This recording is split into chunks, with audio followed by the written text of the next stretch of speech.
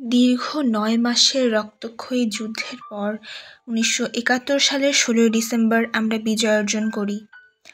এর ঠিক ২ দিন আগে ১৪ই ডিসেম্বর দেশকে মেধাশূন্য করার পরিকল্পনায় পাকিস্তানিরা দেশের শিক্ষিত সমাজের একটা বড় অংশকে হত্যা পরিকল্পনা করে এবং সেই সূত্র ধরে রায়েরবাজার ও মিরপুরের বধ্যভূমিতে তাদের ধরে নিয়ে গিয়ে হত্যা করা হয়।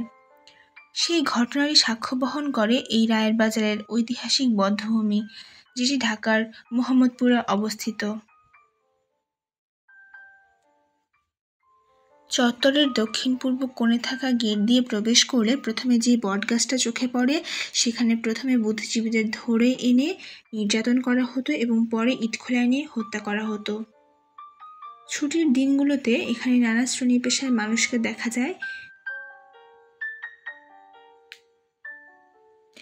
বর্তমানে এই স্মৃতিসৌধটি বাংলাদেশ গৃহায়ন ও গণপূর্ত মন্ত্রণালয়ের অধীনে রয়েছে। ১৯৭১ সালের ১৪ই ডিসেম্বর এখানে নৃশংস এই হত্যাকাণ্ডে হওয়া শহীদদের স্মৃতি রক্ষার্থে বাংলাদেশ গণপূর্ত ও গৃহায়ন মন্ত্রণালয় এই সৌধ নির্মাণের সিদ্ধান্ত নেয়। বাংলাদেশ সরকারের গৃহায়ন ও গণপূর্ত মন্ত্রণালয় এবং ইনস্টিটিউট অফ আর্কিটেক্টস যৌথভাবে এর নকশা প্রণয়নের জন্য একটি জাতীয় প্রতিযোগিতার আয়োজন করে, যেখানে ২২টি নকশা জমা পড়লে তার মধ্য থেকে স্থপতি ফরিদ উদ্দিন আহমদ ও স্থপতি জামি আল শফির করা নকশা নির্বাচিত হয়। প্রকল্পটি বাস্তবায়নের দায়িত্ব পায় গণপূর্ত বিভাগ। ১৯৯৬ থেকে ১৯৯৯ এই ৩ বছরের মধ্যে এই নির্মাণ কাজ শেষ করা হয় এবং বর্তমানের এই স্মৃতিসৌধটি ১৯৯৯ সালের ১৪ই ডিসেম্বর তৎকালীন প্রধানমন্ত্রী উদ্বোধন করেন। রায়েরবাজার বধ্যভূমির আয়তন প্রায় ৩.৫ একর। এটি ১৫.২৪ মিটার বর্গাকার একটা গ্রিড দ্বারা বিভক্ত হয়েছে। মূল বেদিটি রাস্তা থেকে ২.৪৪ মিটার উঁচু। স্মৃতিসৌধের প্রধান অংশটি ১৭.৬৮ মিটার উঁচু, ০.৯১ মিটার পুরু এবং ১১৫.৮২ মিটার দীর্ঘ ইটের তৈরি একটি বাঁকা দেয়াল, যেটি রায়েরবাজারের পুরনো ইটখোলার প্রতীক।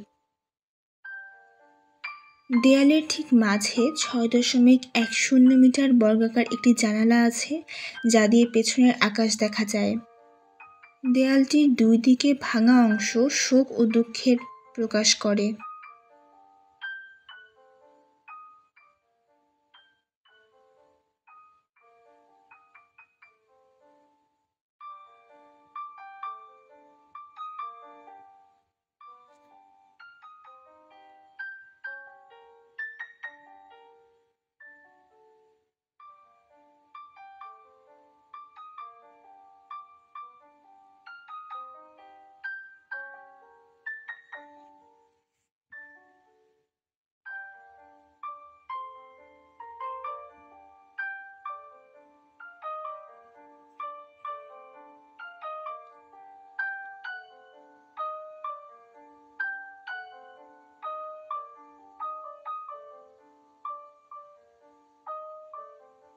বাঁকা দেয়ালটির সামনে রয়েছে একটা স্থির জলাধার।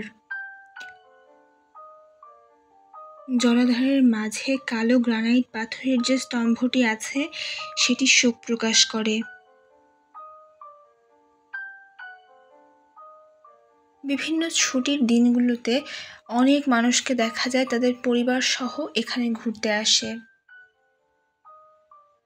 মুক্তিযুদ্ধ চলাকালীন পাকিস্তানি হানাদার বাহিনী দ্বারা দেশের শিক্ষিত সমাজ বুদ্ধিজীবীদের হত্যার মতো নৃশংস কাজ সংগঠিত হয়। পরাজয় নিশ্চিত জেনে পাকিস্তানি শাসক গোষ্ঠী বাংলাদেশকে মেধাশূন্য করার নীলনকশা প্রণয়ন করে। তারা ভেবেছিল বুদ্ধিজীবী হত্যার মধ্য দিয়ে দেশকে মেধাশূন্য করা গেলে হয়তো বাঙালি জাতির মেরুদণ্ড ভেঙে দেয়া যাবে। এজন্য মুক্তিযুদ্ধের শুরু থেকেই তারা বাঙালির মেধা, মনন, সৃষ্টিশীলতা এবং বাংলার সূর্য সন্তানদেরকে শেষ করার পরিকল্পনা করে রেখেছিল। মুক্তিযুদ্ধের ৯ মাস জুড়েই পাকিস্তানি শাসকরা চালিয়ে গেছে বর্বরতা, কিন্তু ১০ থেকে ১৪ই ডিসেম্বর সবচেয়ে বেশি সংখ্যক বুদ্ধিজীবী হত্যার শিকার হয়েছে।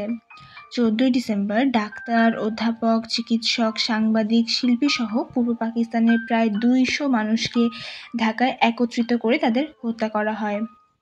তাদের মধ্যে ছিলেন শহীদুল্লাহ কায়সার, ডক্টর ফজলে রাব্বি, মনির চৌধুরী, ডক্টর গোবিন্দচন্দ্র দেব, মোফাজ্জল হায়দার চৌধুরী সহ আরও অনেকে। তাদের ক্ষতবিক্ষত মরদেহ বিজয়ের কয়েকদিন পর এখান থেকে উদ্ধার করা হয়। তাদেরই স্মৃতি রক্ষার্থে নির্মাণ করা হয় এই শহীদ বুদ্ধিজীবী স্মৃতিসৌধ, যা রায়েরবাজার বধ্যভূমি স্মৃতিসৌধ নামে পরিচিত।